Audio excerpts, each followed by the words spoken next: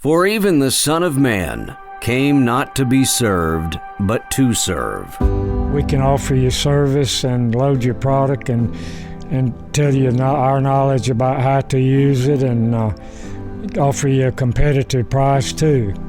So service is our number one thing that we have to sell, personal service. Ronald Burson, the proprietor of Burson Feed and Seed in downtown Carrollton, Georgia, has devoted his life to service and the needs of his neighbors. Today, small towns and small town shops that offer real customer service and employ people who actually know how to provide it as well have become so rare they've become the cliches of romance novels, cable movies, and fodder for stories told round the campfire about greener pastures and a time when people valued neighbors, helping neighbors, and small business owners that sold service first and then their product. Ronald Burson is a man who understands this. He's become a reliable service provider for the citizens in Western Georgia for nearly 60 years. Well, it's just all I know. It's really the only... I came here right out of college. I was planning to go to medical school, but I graduated from college at an odd time of the year. So I was killing time here, but I enjoyed it so much. I've been here 59 years. This was originally built as a farm supply store and a grocery store at the front of the store. Started by Mr. Robinson and Walker, a partnership that existed for many years. Some years went by and owners too, but eventually Mr. Burson's father, a fertilizer merchant, showed up. And my father was a fertilizer merchant. He sold fertilizer to farmers, and they offered him this space to use for his fertilizer business and gave him a year's free rent. So he was a struggling businessman, and that was right up his alley, to get a year's free rent. And that's how it started. The next year, Mr. Jackson decided he wanted to retire, and so he sold his portion of the business to his son, A.T. Jackson Jr., and my father. And it became known as Jackson Burson Seed Store. And it operated in this fashion until 1956. The partners decided to buy each other out, and my dad outbid Mr. A.T. Jackson Jr. for the high bid, and it's became Burson Feed and Seed since 1956. And now you're the next generation running this. Yeah, I'm the next generation. I've been here for 59 seasons, 59 years here. I'm 80 years old. Now, I'm an optimist about a lot of things, but customer service isn't one of them. But I'd like to be. But for now, I'm a firm believer that old-fashioned customer service, the Ronald Burson kind, is quickly drying up. Walking into Burson Feed and Seed is as much a museum to the way it used to be than it is a feed and seed store. He's become one of the last apostles of customer service, a disciple to the true cornerstone of any business. And after spending a few minutes at Burson's, listening to him help other customers, it makes you wonder why retailers across the USA are crying that the internet is killing them. Well, not only does Mr. Burson not have a website or a social media presence for the store, it's not likely he ever will. And quite frankly, I'm not sure if he even has high-speed internet or Wi-Fi there at the store. But it doesn't matter, because while working there, he's seen the first man land on the moon, the end of the Cold War, and now the post-9/11 era. And he's navigated it all, not because he's opposed to technology, but he's done it without it. His success has not come through technology. It's come through customer service. It's always been his hallmark. You see, it turns out that taking care of people, something that should be first, not just in business, is something that people still want, and they're willing to pay for. At Burson's, there's also no self-checkout. To shop there, you actually have to speak to someone. And the truth is, a lot of people come to Burson's to do just that.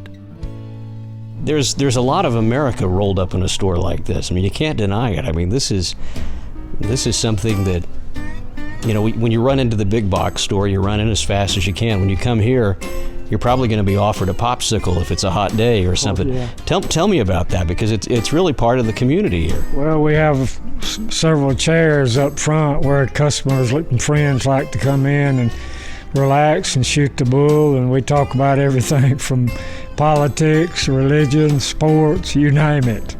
That's a big plus to a family-owned store like we have. Alan Murrah found a cool spot to sit right next to the wind chime display the day that I visited, and our conversation was brief because the popsicle was more thought-provoking than me with a microphone. How long have you been shopping here? Well, as long as the store's been here, I guess. Yeah. Alan, like most of Burson's customers, are folks who grew up shopping in this type of store. And Mr. Burson, being the smart businessman that he is, he caters to them. There are a lot of senior citizens in any town, and they want to know if you have a product and if they can rely on you, if they drive to your store, that they can get the product and you can tell them how to use it and load them for it in their car if it's necessary. Mr. Burson not only knows his customers, he knows his products too. And he has such a variety, you just have to see it. I mean, the warehouse behind the retail store might as well be a warehouse for the Smithsonian. It's filled with old stock, new stock, and then really, really old stock. And it's all nestled behind this big, metal, ominous, turn-of-the-century fireproof door. Well, I just like people to know, if they've never been to the store, the variety of merchandise that we have to offer.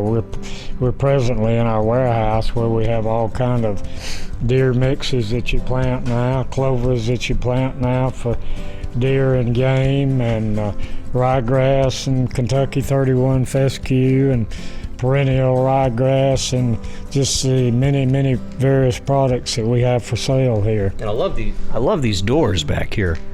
The old sliding doors, so you'd pull your wagon up or your truck and load up. Right. And tell me about the warehouse door that's up here up front. Well, this is Robinson and Walker, as I've alluded to earlier.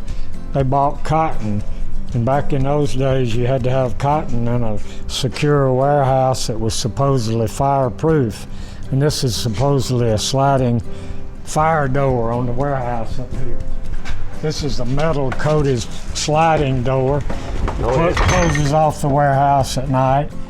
That supposedly made it fireproof. I don't know how that has never been tested. And then this big metal-coated door slides down. Oh, okay. Oh yeah, look at that. Slides all the way down. And that was to keep the cotton safe.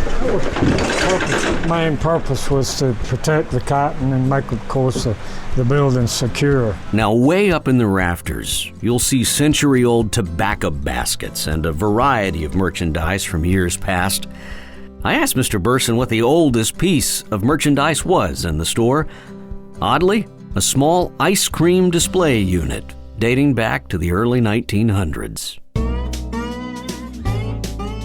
Oh yeah, here you go. Here's the White Mountain ice cream freezer that I referred to earlier. And you still sell these White Mountain ice cream? Yeah, we sell them, the larger ones. So if you want to make homemade ice cream, this is the electric model now. We don't sell the hand crank. And I'm looking at it right here. There it is. Yeah, this is the lady that owned my house. This is, I believe it says 1921. Yeah, and there it is, 1921. What does an ice cream freezer go for these days? From White Mountain right here. A White Mountain costs you about $249.95 or $239.95, depending on if it's a 4-quart or a 5-quart or 6-quart. Are they made here? No, they're in the made U.S.? in China. Oh, they are. Well, even Burson's has seen the influx of foreign-made goods. But he's proud to still offer some American-made products. In fact, they're some of his best sellers. What do you sell here that's made here? I'm sure people are asking for American-made products now, and I know you have a lot of stuff. We still have a lot of American-made products. Some of our tools are coming back that are made in America. Display of Raider knives some of our best sellers. They're knives that are made in the USA. And then everything over here, you have something for... My late wife started this many years ago. She had her gifts over here. And we have all kinds of cookware and clay pots. Now, you don't have air conditioning in here. No, we don't. Do you have heat? Yeah, we have just open gas radiance. Have you ever thought about getting AC for the store? No, I haven't. I still like it the old-fashioned way because we get a lot of breeze through the building with the doors. It's not bad, is it? Well, it's pretty bad in July and August. But to help relieve the summer swelters, Mr. Burson keeps a neighborly stash of popsicles at the ready. Remember, he's selling service first. The other stuff is just that, stuff.